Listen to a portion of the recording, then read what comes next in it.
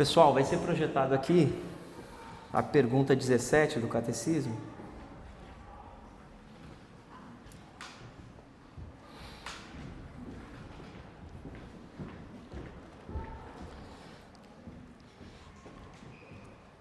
Eu esqueci de avisar, parece que tem uma distribuição diferente no departamento infantil, mas acho que o pessoal vai se encontrar lá, né?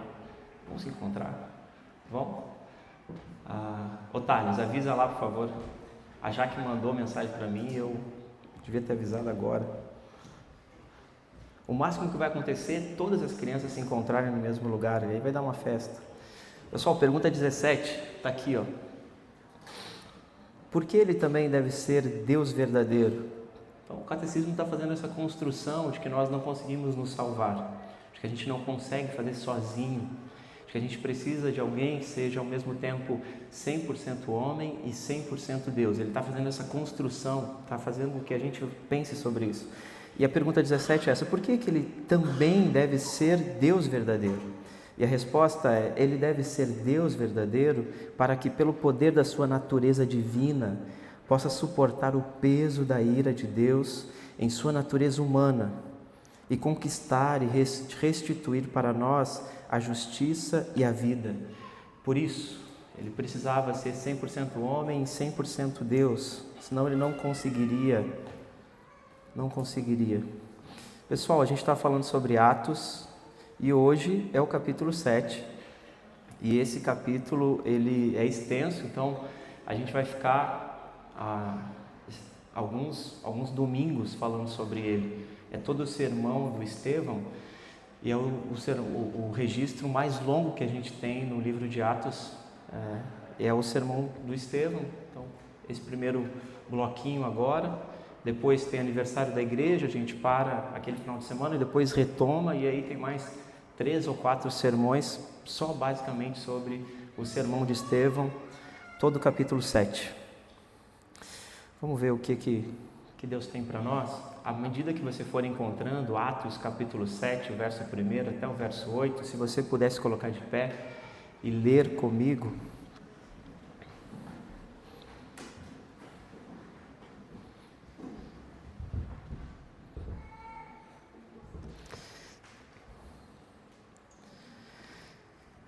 Então assim, Atos capítulo 7, o verso 1 até o verso 8. Ouça com fé a palavra do Senhor.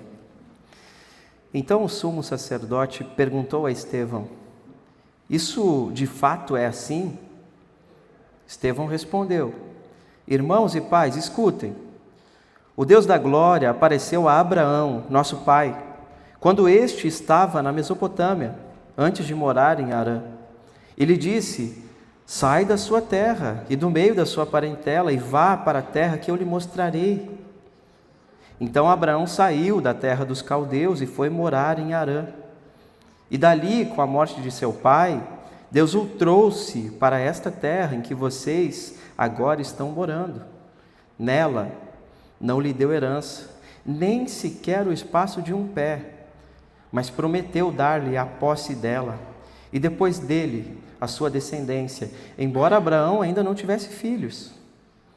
E Deus falou que a descendência dele seria peregrina em terra estrangeira, onde seriam escravizados e maltratados durante 400 anos. Deus disse ainda: castigarei a nação da qual forem escravos, e depois disso sairão daí e me servirão neste lugar. Então lhe deu a aliança da circuncisão. Assim Abraão gerou Isaque e o circuncidou no 8º dia. E Isaque gerou Jacó. E Jacó gerou os 12 patriarcas. Até aqui, vamos orar? Rian, por favor, sua Bíblia. Ora comigo, por favor. Ó Deus eterno, Pai glorioso, Pai de toda luz, Senhor de toda a história, estamos diante da Tua santa e bendita palavra e reconhecemos nossa total dependência essa noite. Confessamos que muitas vezes nossos lábios confessam a Ti, mas o nosso coração anda distraído e distante. Nos perdoa.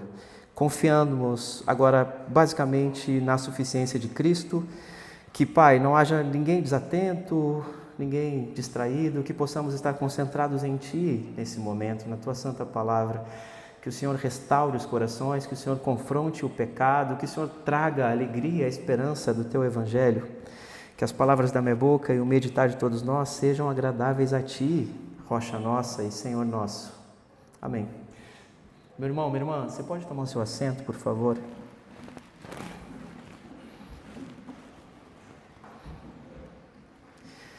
Esse é um daqueles discursos que quem começa acaba se arrependendo de instigar.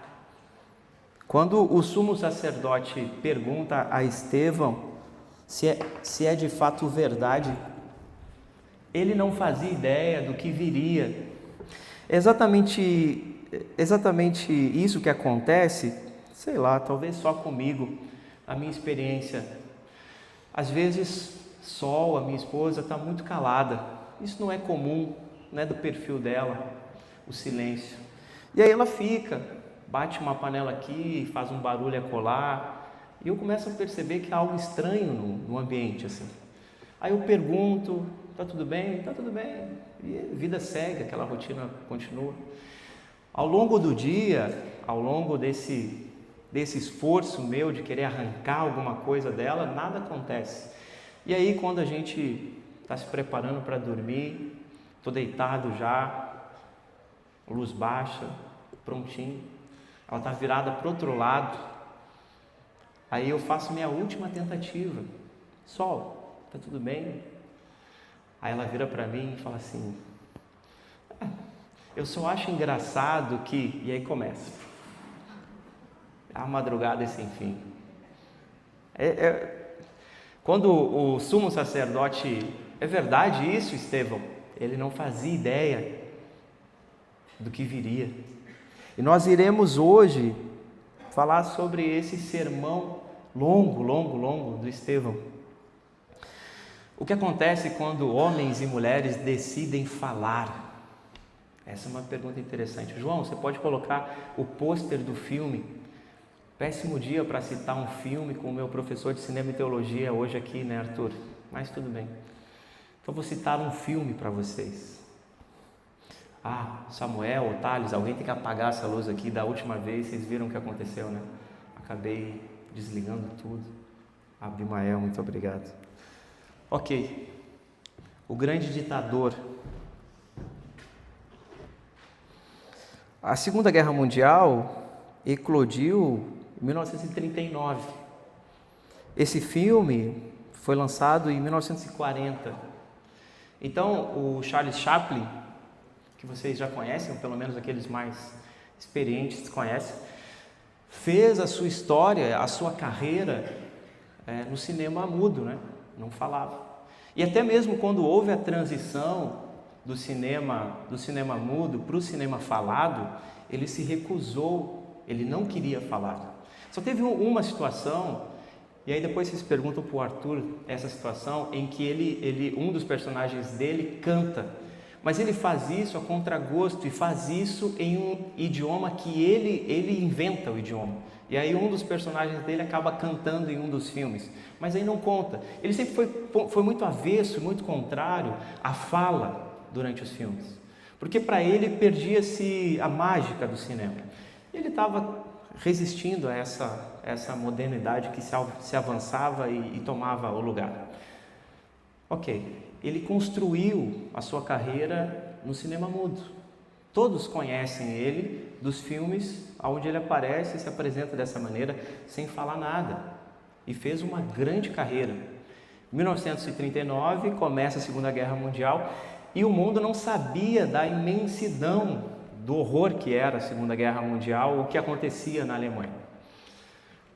O Chaplin, em 1940, resolve fazer uma sátira sobre isso. E é a primeira vez que ele vai falar. É a primeira vez que o personagem dele vai fazer um discurso. E a história do filme, para aqueles que não acompanharam, então, basicamente, ele inventa ali algumas coisas. As pessoas conseguem identificar que ele está falando da Alemanha e também está falando da Itália, ele está falando do nazismo e também está falando do fascismo, mas ele vai trocando o nome dos países ali, Otomânia, né, que é para ser a Alemanha. O personagem dele é um barbeiro, e aí um avião do exército acaba caindo, ele ajuda esse piloto e ajuda esse piloto a voltar para a base ou algo parecido. Nessa volta ele acaba caindo, se machucando, e ele fica 20 anos em coma. E aí quando ele acorda do coma, o país dele, a Otomânia, está totalmente mudada. Um ditador tomou o poder. E o ditador, ele é muito parecido com um barbeiro, muito parecido. O que acontece? Ele acorda e na cabeça dele só se passaram alguns dias, não 20 anos. Ele está vivendo a vida dele. Aí ele acaba fazendo algo ilegal ali, dentro desse novo regime, acaba sendo preso. E quando o general começa a verificar os prisioneiros, o general que é responsável por aqueles prisioneiros é o piloto que ele salvou. O general acoberta ele e acaba tratando ele bem, tratando todo mundo daquela região da barbearia bem. O grande ditador descobre que o general está acobertando o barbeiro, manda os dois para um campo de concentração. Nessa situação que eles estão no campo de concentração, eles conseguem fugir, e aí ele percebe que ele é muito parecido com o ditador, e ele se bota a vestimenta ali, e as pessoas começam a identificar ele como ditador e não como barbeiro. Por que eu contei isso para vocês? Porque esse é o discurso que ele fala. Essa é a parte que o Charlie Chaplin fala. E eu queria passar para vocês essa situação. São quase 5 minutos, mas eu não consegui recortar. Eu acho que seria ultrajante fazer isso, né? Então, vocês vão me acompanhar durante 5 minutos aí. Está legendado. Então, o que você perder por conta da velocidade da fala, eu complemento aqui, tá bom? Então, pode sair daqui.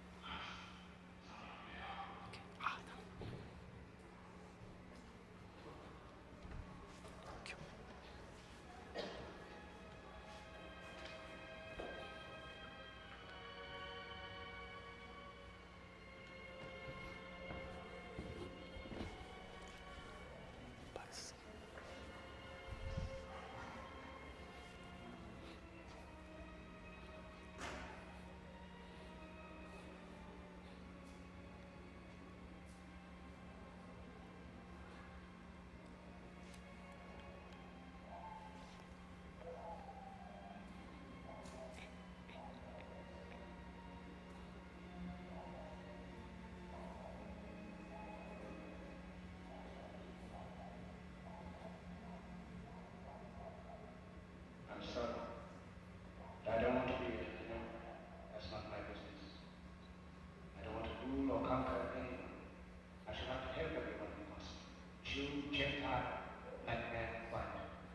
We all want to help one another. Human beings are like that. We want to live by each other's happiness, not by each other's misery.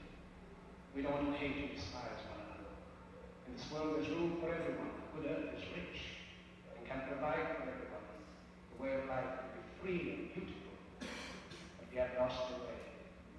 Greed has poisoned men's souls, has barricaded the world with hate, has goose-stepped us into misery and bloodshed. We have developed speed, but we have shut ourselves in. Machinery that gives abundance has left us in want. Our knowledge has made us cynical, our cleverness hard and unkind. We think too much, feel too little. More than machinery, we need humanity. More than cleverness, we need kindness and gentleness. Without these qualities, life will be violent. All will be lost. The aeroplane and the radio have brought us closer together. The very nature of these inventions cries out for the goodness of men, cries out for universal brotherhood, for the unity of us all. Even now, my voice is reaching millions throughout the world. Millions of despairing men, women, and children, victims of a system that makes men torture and imprison innocent people. To those who can hear me, I say, do not despair. The misery that is now upon us is but the passing of greed, the bitterness of men who fear the way of human progress, the hate of men who will pass, and dictators die, and the power they took from the people will return to the people, and so long as men die, liberty will never perish. Soldiers, don't give yourselves to brutes. Men who despise you, enslave you, who regiment your lives, tell you what to do, what to think, and what to feel, who drill you, direct you, treat you like cattle, use you as cannon fire. Don't give yourselves to these unnatural men, machine men, with machine minds and machine hearts. You are not machines, you are not cattle, you are men. You have the love of humanity in your hearts. You don't hate, only the unloved hate, the unloved and the unnatural. Soldiers, don't fight for slavery, fight for liberty. In the 17th chapter of St. Luke it is written, the kingdom of God is within man, not one man, nor a group of men, but in all men, in you. You, the people, have the power to create machines, the power to create happiness. You, the people, have the power to make this life free and beautiful, to make this life a wonderful adventure. Then in the name of democracy, let us use that power. Let us all unite. Let us fight for a new world, a decent world, that will give men a chance to work, that will give you the future and old age security. By the promise of these things, brutes have risen to power, but they lie. They do not fulfill their promise. They never will. Dictators free themselves, but they enslave the people. Now let us fight to fulfill that promise. Let us fight to free the world, to do away with national barriers, to do away with greed, with hate and intolerance. Let us fight for a world of reason, a world where science and progress will lead to all men's happiness. Soldiers, in the name of democracy, let us all unite! Surreal.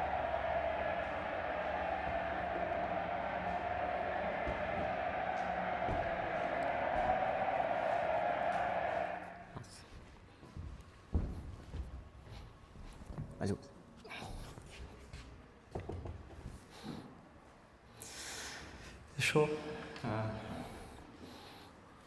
Deixa eu ver. Muito legal. Se você perdeu alguma coisa, depois você conversa comigo aí, conversa com a Arthur. A gente tem um contexto mais amplo aí do filme. Mais do que máquinas, precisamos de humanidade. Mais do que inteligência, precisamos de bondade e gentileza. Nesse momento, 1940, o mundo ouviu um homem que até então estava em silêncio. E quando resolveu falar, acabou com tudo. Em Atos 7, acontece algo parecido. Estevão, até agora, ele se apresenta, Lucas nos apresenta ele no capítulo 6, e até agora ele não fala. Mas a gente sabe algumas coisas de Estevão. A gente sabe que ele servia as mesas, ele foi separado como um diácono. E aí a gente acaba depois sabendo que, além de diácono, ele era um evangelista. Ele servia as mesas, ele fazia milagres, os sinais e os prodígios também acompanhavam ele. Além disso, ele era conhecido por sua sabedoria, por sua fé. E no sermão passado, no domingo passado, nós terminamos sabendo que o rosto dele, diante do sinédrio, daquele julgamento, se parecia muito com um anjo, um rosto angelical, calmo, sereno e tranquilo. Mas agora, pela primeira vez, Estevão fala, e fala longamente. E quando ele fala, não é apenas uma defesa, porque ele não se defende, é um ataque, é um grito profético, é uma denúncia. Assim como Chaplin, ele denuncia todo um sistema opressor e que se mantinha no poder. É isso que Estevão faz. A gente tem 4 movimentos aqui. Então, o primeiro deles é quando a religião perde a capacidade de ouvir. Isso está nos versos 1, 2 e 3. Depois, quando a estrutura substitui a sensibilidade, nos versos 4 e 5. Quando Deus continua falando apesar da resistência, nos versos 6 e 7. E quando Deus levanta vozes, do verso 8. Antes de responder às acusações que foram lançadas contra Estevão, ele expõe algo profundo, que a religião, que o sinédrio tanto tenta preservar, já perdeu a sensibilidade há muito tempo. É isso que diz os versos 1, 2 e 3. Quando a religião perde a capacidade de ouvir. Diz assim o verso 1. Então o sumo sacerdote perguntou a Estevão: isso de fato é assim? Lembrem das acusações. Ele foi acusado falsamente de blasfemar contra Deus, contra o templo e contra Moisés. O sumo sacerdote pergunta: isso de fato é assim? Agora vem a resposta de Estevão. Estevão respondeu: irmãos e pais, escutem. É cordial. Da mesma maneira que o Chaplin ali começa num tom muito calmo e vai ganhando uma violência, vai se tornando algo visceral ao longo do seu discurso, o Estevão começa da mesma maneira. Estão acusando ele, estão pressionando ele, e ele começa de maneira muito cordial. Irmãos, ele começa se declarando fraternalmente com eles e também se colocando numa posição de filho. É muito humilde, o Estevão aqui é extremamente humilde, é cheio de sabedoria mesmo. Irmãos e pais, escutem. O Deus da glória apareceu a Abraão, nosso pai, quando este estava na Mesopotâmia, antes de morar em Harã. Ele disse: sai da sua terra e do meio da sua parentela e vá para a terra que eu lhe mostrarei. O Estevão está colocando na sua defesa o seguinte argumento que ele vai desenvolver ao longo dos domingos. Deus não cabe em sistemas humanos. É exatamente isso que o Estevão vai desenvolver ao longo de todo o capítulo 7. Deus não cabe em sistemas humanos. E ele começa de maneira muito cordial, muito respeitosa, pegando Abraão, nosso pai, ele fala para eles, o nosso pai. As acusações são: ele está contra Moisés, está contra a lei, está contra o templo. Ele não começa se defendendo. E aqui a gente vai tirar aplicações pessoais ao longo de todo o sermão. Então eu não vou conseguir fazer da maneira habitual que eu faço, que é expor o texto e depois vir com as aplicações. Como a gente vai ter que caminhar de maneira muito devagar nesse sermão, a gente vai pontuando o que serve para nós hoje. Essa é a postura de um homem e de uma mulher de Deus. Quando acusado, quando pressionado, ele não se defende. Ele não tenta garantir a sua reputação. Ele começa a pensar se tem uma história bíblica que fale sobre o que está acontecendo com a vida dele. Ele começa a pensar se tem algo na palavra de Deus que possa trazer segurança para ele, na maneira como ele se porta.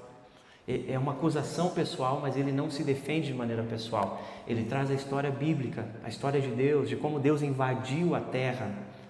E da mesma forma que Deus invadiu a terra, Deus invadiu a vida dele. Então ele não está preocupado em defender a sua reputação. Homens e mulheres cheios do Espírito Santo não se preocupam com as suas reputações. A primeira coisa que eles têm em mente tem uma história sobre isso. Existe um Deus que invadiu a história e está conduzindo ela. É exatamente isso que ele faz. Ele está sendo acusado de blasfemar contra Moisés, a lei e o templo. Aí ele começa dizendo: ok, o nosso pai Abraão não nasceu aqui. O nosso pai Abraão não construiu um templo e começou a buscar o Senhor nosso Deus. O Estevão começa a mostrar para eles: o que vocês estabeleceram como estrutura, como ponto de encontro para Deus, é uma cegueira espiritual. Foi isso que aconteceu. O Deus da glória apareceu. Ele não foi encontrado. O nosso pai não era alguém devoto. Muito pelo contrário. O nosso pai era idólatra. Cultuava deuses estranhos. O nosso pai não procurou o nosso Deus.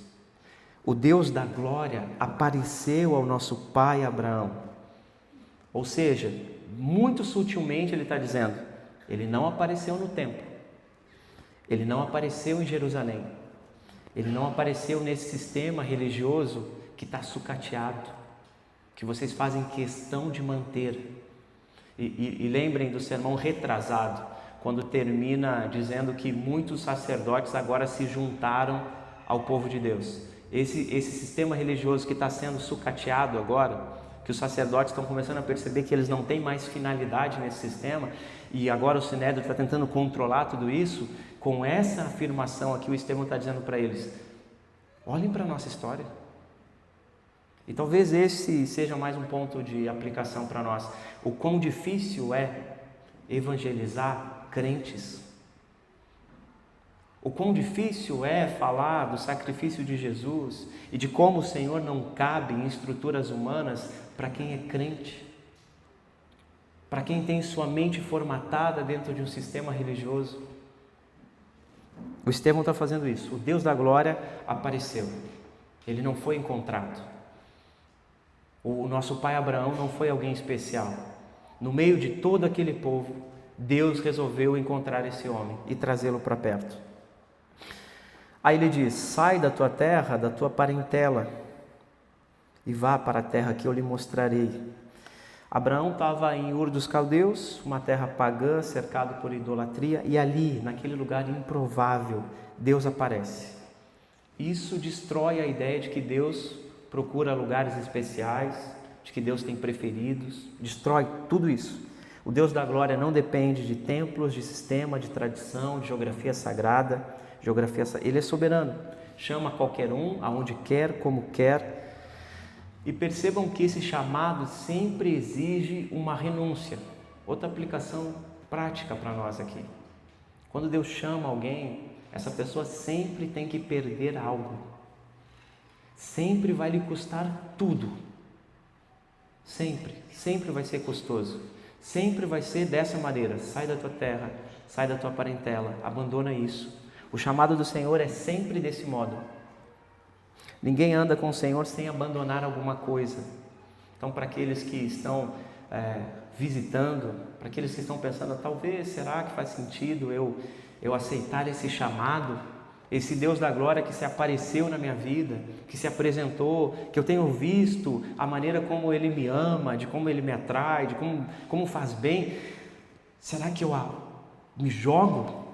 Obviamente que você deve se jogar, mas saiba que vai lhe custar tudo que você tem. Esse é o chamado cristão. É isso que Abraão faz. Então a gente tem nos versos 1, 2 e 3 a religião que perde a capacidade de ouvir. E o Sinédrio e todo aquele sistema que Estevão está denunciando não escuta mais a voz de Deus. Não falta Bíblia para eles, eles conhecem. Imaginem até a impaciência deles quando o Estevão começa a descrever para eles a história que eles já conhecem, que eles já literalmente de cor, eles conhecem de cor. Estevão vai fazer todo o resumo do Antigo Testamento, e eles já sabem isso. Vem enfadonho, como assim? Deu a Abraão, a Isaac, Jacó, ele vai falar de tudo isso, E para eles já perderam a capacidade de ouvir Deus. Mas eles não faltam culto. Mas eles não deixam de ler a Bíblia. Mas a Bíblia não lê mais eles. Eles não têm mais encontro com o Senhor. Eles se encontram com seus iguais, dentro do seu sistema, para fazer as suas liturgias, e estão bem com isso. Aí agora, dos versos 4 e 5, o Estevão vai falar das estruturas que acabam substituindo a sensibilidade. Aí ele diz no verso 4: então Abraão saiu da terra dos caldeus e foi morar em Harã. E dali, com a morte de seu pai, Deus o trouxe para essa terra em que vocês agora estão morando. Nela não lhe deu herança, nem sequer um espaço de um pé, mas prometeu dar-lhe a posse dela, e depois dele a sua descendência, embora Abraão ainda não tivesse filhos. O Sinédrio não tem falta de nada. É um sistema religioso para a época estruturado. Não sentem falta de nada. E o Estevão agora, que já colocou a pulga atrás da orelha deles, no sentido de, olha, Deus apareceu fora dessa terra santa. Agora está começando a dizer para eles que a estrutura que eles tanto admiram, e até mesmo os discípulos de Jesus, em determinado momento eles olham para aquela coisa toda da construção e falam: Senhor, olha como é lindo essa construção. E aí Jesus fala para eles: vai ser destruído tudo isso aqui, vai ficar pedra sobre pedra. Agora Estevão começa a atacar o seguinte: esta estrutura que vocês tanto fazem questão de preservar, Abraão não tinha um espaço, não tinha um pedacinho. Nosso pai Abraão não tinha nada dessa estrutura, mas ouvia a voz de Deus. O Estevão está tentando construir no imaginário deles o seguinte: vocês não escutam mais a voz de Deus. E eu vou dizer por quê. Porque vocês abraçaram essa estrutura. Essa máquina de moer gente é o ídolo de vocês. Vocês se agarraram na religião para cauterizar a consciência de vocês. Mas vocês estão caminhando para o inferno. Não há diferença de vocês com os pagãos. E aí ele começa a dizer: Abraão saiu da terra dos caldeus e foi morar em Harã. E dali, com a morte do seu pai, Deus o trouxe para essa terra em que vocês agora estão. Aí ele começa a dizer como Abraão não tinha nada. Nela não lhe deu herança, nem sequer o espaço de um pé, mas prometeu dar-lhe a posse dela, depois dele a sua descendência, embora Abraão ainda não tivesse filhos.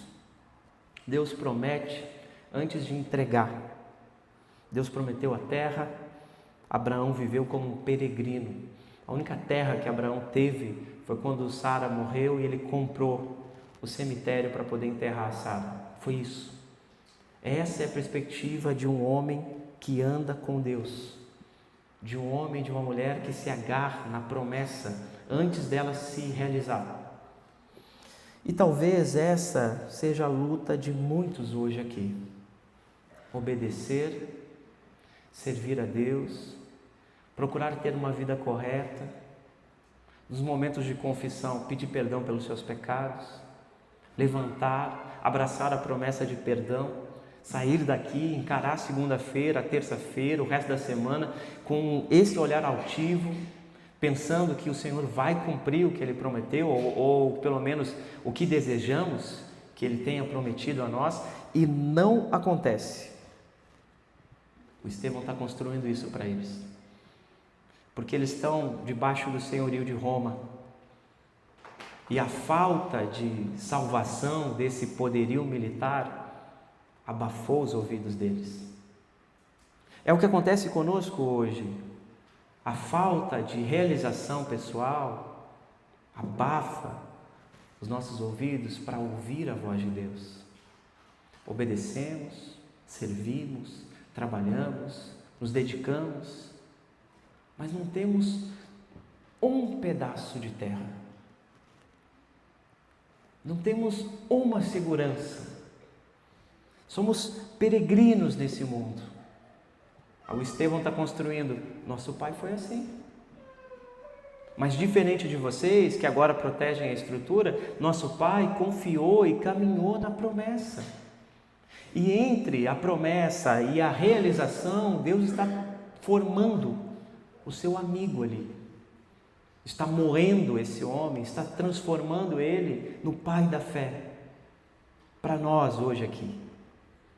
Entre a realização, entre o desejo concretizado e a promessa dele, Deus está trabalhando em nossas vidas. Por mais resistente que nós sejamos, o Senhor sempre vence. O Senhor sempre vence. E é isso que Estevão está tentando construir no imaginário deles. E Atos 7, principalmente esses primeiros versos, lembra a gente dessa história. Israel não começa com posses, não começa com estabilidade, não começa com poder nacional, começa com um homem que vive sustentado diariamente e continuamente pelo Senhor. Obviamente que Abraão dava umas vaciladas, ficava meio desmotivado. Deus chamava Abraão e falava: Abraão, olha para as estrelas, olha para a areia da terra, olha para as areias, olha para o grão da terra, veja como eu vou fazer. Então, eventualmente, Abraão ficava para baixo, assim como eu e você. Mas ele voltava, o Senhor... Mas havia essa sensibilidade que as estruturas acabam silenciando. E muitos de nós conhecem essa tensão, períodos em que Deus chama alguém para obedecer, mesmo quando o cenário parece incompleto. A pessoa permanece fiel, mas a coisa não avança. Aí agora, do verso 6 e o 7, a gente tem Deus, quando Deus continua falando apesar da resistência. O verso 6: E Deus falou que a descendência deles seria peregrina em terra estrangeira, onde seriam escravizados e maltratados durante 400 anos. Deus disse ainda: castigarei a nação da qual forem escravos, e depois disso sairão daí e me servirão neste lugar. O que Estevão está tentando fazer agora é mostrar para eles que em meio ao sofrimento, Deus continua soberano. Ele está trazendo esse panorama geral. Nosso pai foi encontrado fora dessa terra santa, fora desse templo. As estruturas sufocaram a capacidade de vocês ouvir, e agora ele toca no ponto do sofrimento. Olha o que aconteceu com nosso pai Abraão. Nosso pai Abraão ficou sabendo que a descendência dele seria escrava. Nosso pai Abraão ficou sabendo que, além de ser escravo, seria peregrino, iria ficar andando para lá e para cá sem parar, até chegar onde vocês estão. Ao mesmo tempo, nosso pai Abraão ficou sabendo que Deus castigaria o Egito. Deus continua soberano em meio ao sofrimento. Deus já sabia antes da escravidão, antes do deserto, antes de todo o sofrimento que Israel passou, Deus estava presente ali. Só porque Deus permite uma fase difícil ou decreta uma fase difícil, não significa que Ele não está controlando todas as cartas da mesa. Israel perdeu essa capacidade, perdeu essa percepção de ouvir o Senhor em meio ao sofrimento. Muitos de nós também passa por isso. Também passa por momentos de sequidão, momentos em que não consegue encontrar saída para uma situação difícil, não consegue transpor uma dificuldade e por algum momento pensa que está sozinho. Por algum momento pensa que o Senhor abandonou, pensa que nada mais vai acontecer, pensa que tem que abandonar, pensa que tem que fazer outra coisa, que tem que deixar de servir ao Senhor. Nós também passamos por esse declive aqui de segurança, de estabilidade na promessa. Aí o Estevão está tentando construir no imaginário deles: o Senhor encontrou Abraão, da mesma maneira que nos encontrou. Da mesma maneira que Abraão era um peregrino e as coisas não aconteciam como ele queria, acontece conosco. As coisas não acontecem como nós queremos. E agora ele começa a lembrar eles, no meio do sofrimento que nós passamos, durante aqueles 400 anos, o Senhor esteve presente em cada detalhe. Em cada situação conflituosa, Deus esteve conosco. O Estevão está tentando construir isso. E o verso 8, que é quando Deus levanta vozes cheias do Espírito Santo. O verso 8 diz assim: então lhe deu a aliança da circuncisão. Assim Abraão gerou Isaque e o circuncidou no 8º dia. Isaque gerou Jacó, e Jacó gerou os 12 patriarcas. A circuncisão era um sinal da aliança. Agora, o Estevão está atacando algo que é importante para eles. Está atacando esse símbolo e está dizendo para eles o seguinte: vocês continuam protegendo o símbolo, vocês não reconhecem os gentios como povo de Deus, vocês estão muito incomodados com o que está acontecendo agora. Esse sinal externo foi nos dado como prova de que Deus estava conosco. Percebam a sutileza de um sistema religioso, percebam a sutileza de uma cabeça religiosa. Ele se apega em coisas que fazem parte, mas ele desconsidera outras que são tão importantes quanto. Eles desconsideraram que Deus estava no meio do sofrimento, mas eles preservam a circuncisão, o sinal externo. Eles preservam o sinal externo, eles protegem isso. Mas eles desconsideraram que o Senhor estava presente no meio do sofrimento. Eles preservam a estrutura, porque o povo foi caminhando e estabeleceu sua estrutura, seu sistema religioso. Mas eles não escutam mais a voz de Deus. E eles vão fazendo isso, eles vão se tornando sectários, eles vão se tornando um grupo fechado, eles vão encontrando justificativa para proteger esse símbolo aqui. E vão esmagando as pessoas, e vão criando essa máquina de moer gente. E não é diferente de nós, não é diferente dos nossos sistemas, não é diferente da nossa comodidade como cristãos. Porque se começa a aparecer manifestações, pessoas diferentes no nosso meio, a grande maioria vai tratar com essa reação. Não, isso aqui está fora, Deus não se manifesta assim, isso aqui não acontece desse jeito. O Estevão está tentando mostrar para eles, olha gente, nosso pai era pagão, Deus chamou ele. Esse sofrimento não é o fim do mundo, o Senhor está presente no meio do sofrimento. É possível, meus irmãos, meu irmão, minha irmã, frequentar a igreja, conhecer a doutrina, falar uma linguagem cristã, defender a tradição e a liturgia e ainda assim estar muito longe do Senhor. É possível todos os domingos estarmos aqui, conversarmos sobre boa teologia e ao mesmo tempo estarmos muito afastados de Deus. É possível estarmos sofrendo e não conseguir ver Deus controlando essa situação. É possível que nós, em alguns momentos, não escutamos mais a voz de Deus. Só a nossa própria consciência se retroalimentando. O Estevão está tentando falar para eles assim, que no meio dessa confusão toda, Deus continua estabelecendo sinais e símbolos de que a fidelidade depende dele. Ele termina dizendo que o Abraão fez isso com o Isaac no 8º dia, o Isaac gerou Jacó e o Jacó gerou os 12 patriarcas. Não acaba aqui. O que o Estevão vai fazer, e isso é para o próximo sermão, o Estevão vai mostrar que desde o pai Abraão, passando pelos patriarcas, o povo sempre rejeitou a Deus, sempre. Durante toda a história bíblica, o povo rejeita o Senhor. Ele vai falar isso sobre os patriarcas, ele vai falar isso sobre José, ele vai fazer o panorama do Antigo Testamento como um todo e vai tentar mostrar para eles, e vai crescer como Chaplin cresceu. Ele começou de maneira sutil aqui, ele vai crescendo ao longo do discurso, no final ele vai dizer, vocês mataram Cristo, vocês são assassinos, vocês fizeram isso.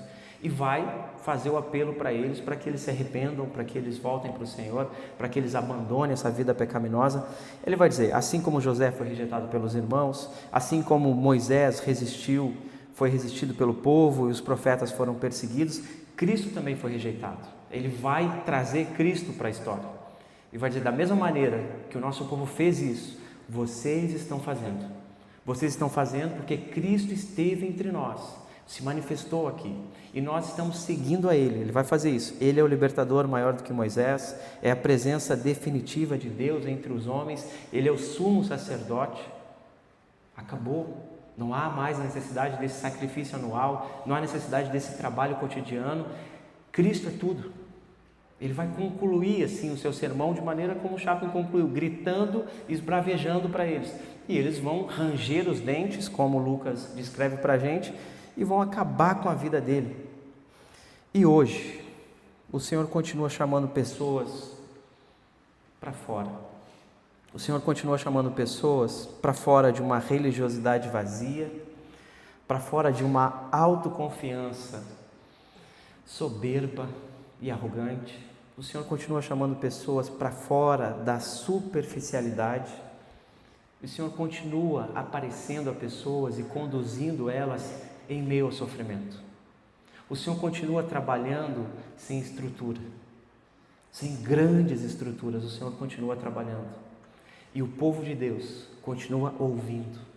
Obviamente que alguns resistem mais do que outros. Mas o que acontece quando uma pessoa cheia do Espírito Santo finalmente decide falar? O Chaplin fez o que fez e o Estevão denunciou uma grande estrutura. Qual que é a nossa resposta a tudo isso? A nossa resposta a tudo isso, meu irmão, minha irmã, é pensar o seguinte: aonde estamos como cristãos? E para aqueles que nos visitam, é importante pensar sobre quais são os próximos passos. Será o visitante, será o que você tem que fazer É trocar a playlist do Spotify? Será que é isso? Será que é isso? Isso é ser crente? Mudar o linguajar? Né? Mudar o linguajar, mudar a playlist do Spotify. A gente não tem usos e costumes aqui, mas em outros contextos, cortar o cabelo, deixar o cabelo crescer, tirar a barba. Qual é o próximo passo depois de saber que Jesus morreu em seu lugar? É entrar nessas estruturas formatadas. Para aqueles que já são cristãos há um bom tempo, esse exercício de voltar lá na origem te incomoda? Puxa vida, Gênesis de novo, falar sobre o sacrifício de Jesus de novo. Será que a gente não pode falar um pouquinho sobre Supará? Não vai sair. Supará não vai sair, mas tudo bem. Transubstanciação. Por que a gente não fala de assuntos mais interessantes? A dogmática do Bavinck, por que a gente não fala sobre isso? Aqueles que são cristãos há mais tempo, será que essas coisas não fazem a gente lagrimejar mais? Será? Essas coisas não...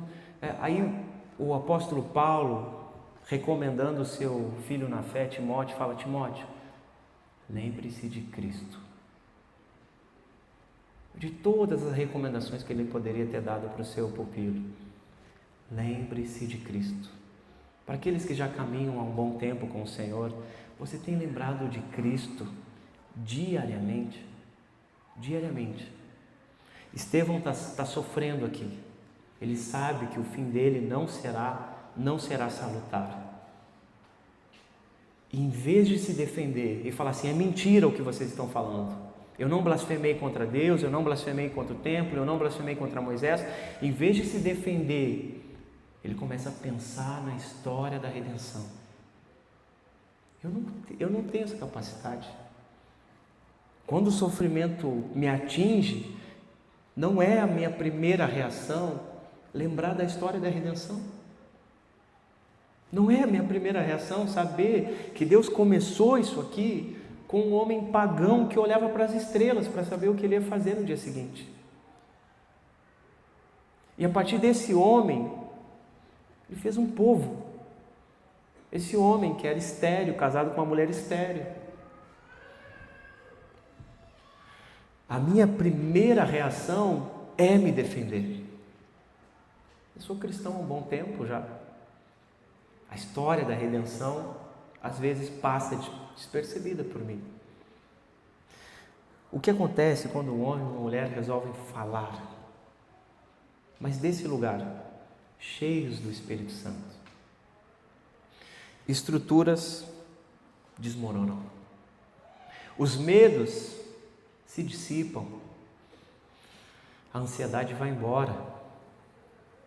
As grandes opressões e os grandes perigos parecem pequenos, perto da realidade de saber que o Senhor conduziu um povo em meio ao sofrimento durante 400 anos. Tudo parece menor se você colocar a história da redenção na sua frente. Mas, puxa vida, por que não está dando certo? Não, mas espera aí. O Império Romano não conseguiu parar esse povo. Será que eu vou me atrapalhar agora? Será que eu vou fazer Deus errar?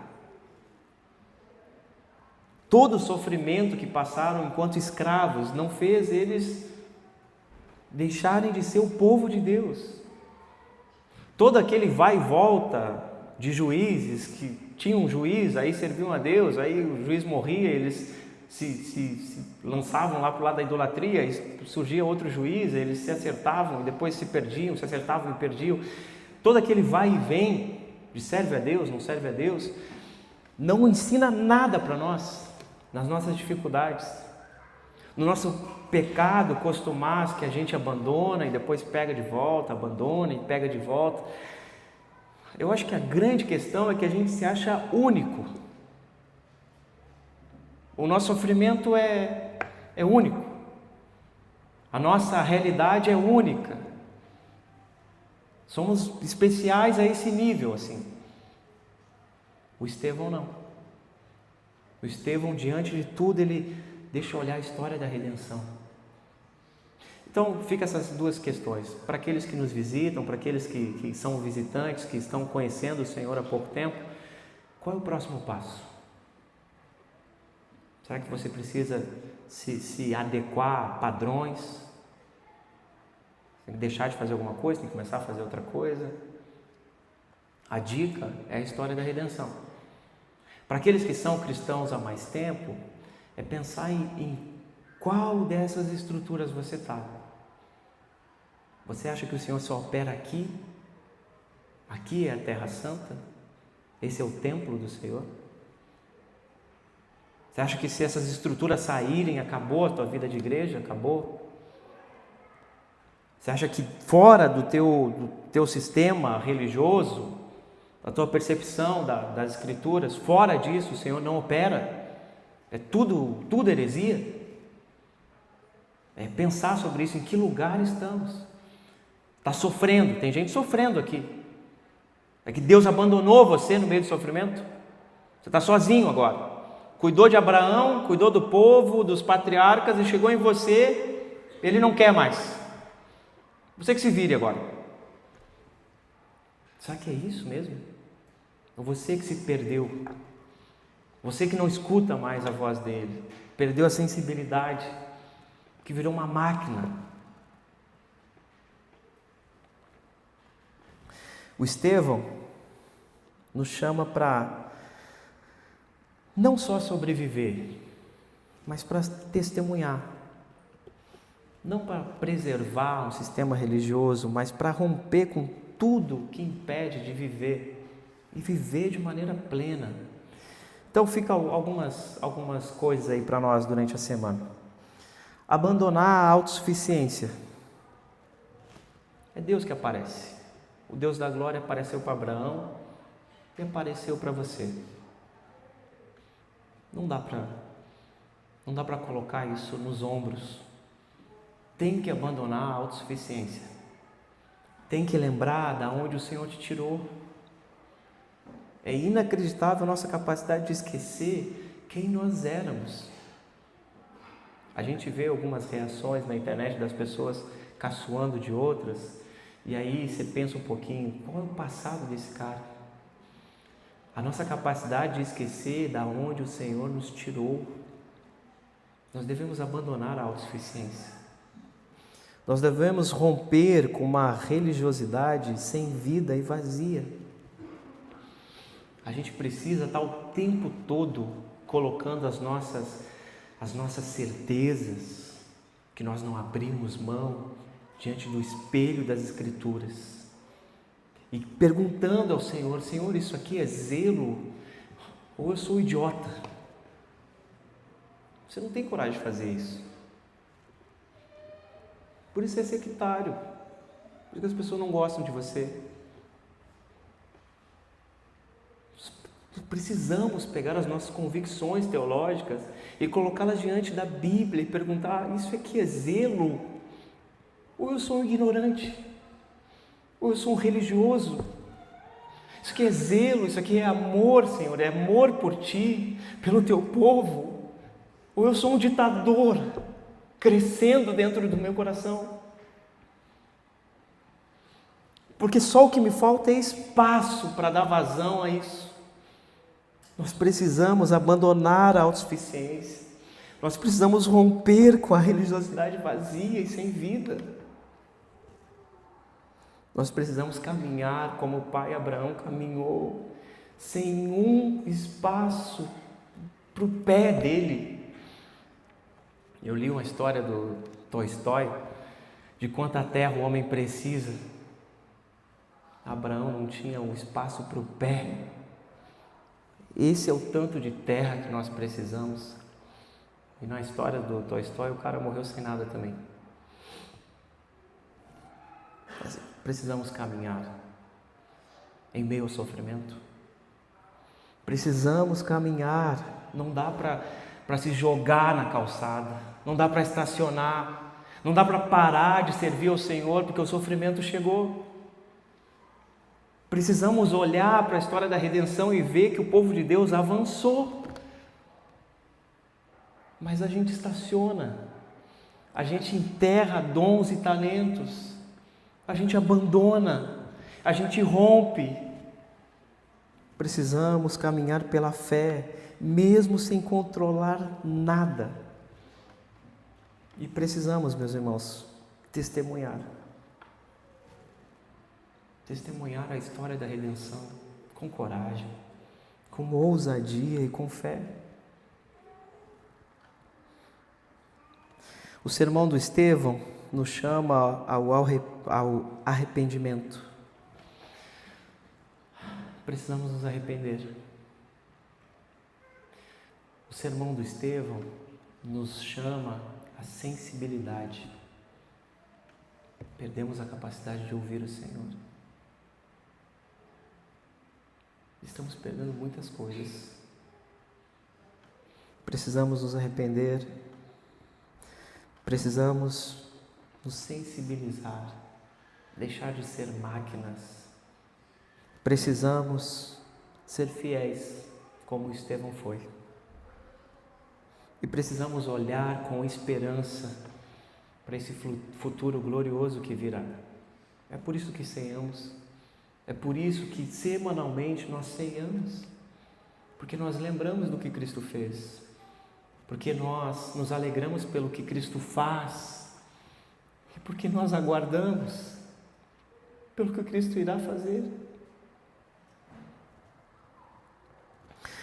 O Deus da glória continua aparecendo e recrutando para si peregrinos e peregrinas nesse mundo caído e devastado por ditadores que só libertam a si mesmos, mas escravizam os outros. Precisamos ser diferentes. Precisamos quebrar o silêncio. Vamos nos colocar de pé? Vamos orar?